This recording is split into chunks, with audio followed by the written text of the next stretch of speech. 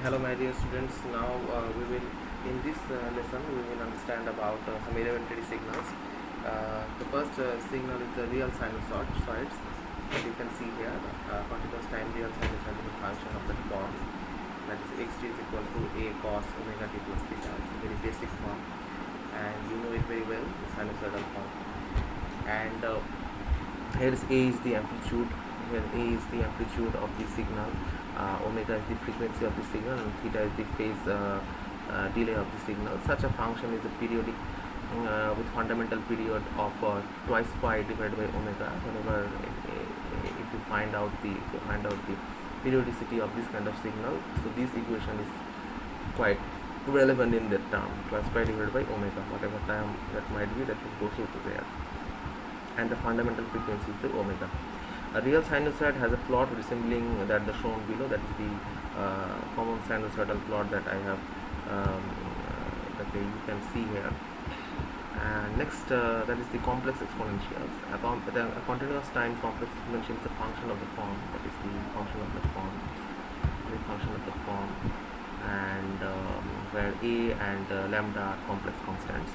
A complex exponential can exhibit one of a number of distinct modes of behavior depending on the values of its parameters a and lambda.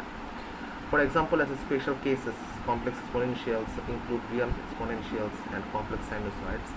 So that's one of the phasor forms that we have learned before in some phasor forms of the electrical signals, a e to the power theta type, just like that. Next, the signal is the real exponential signal. These curves are the exponential signal curves. That is the exponential signal. There are two types of exponential signals which you can see here. That is growing exponentially and decaying exponentially. First of all, a real exponential curve is a special case of a complex exponential, that is xt equal to a e to the power lambda d, where a and lambda are restricted to the real numbers. A real exponential can exhibit one of the three distinct modes of behavior depending on the value of lambda as illustrated below. That is, if lambda is greater than 0, that means xt increases exponentially and t increases.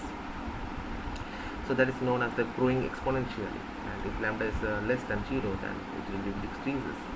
And that has been decreased means that has been decaying exponential.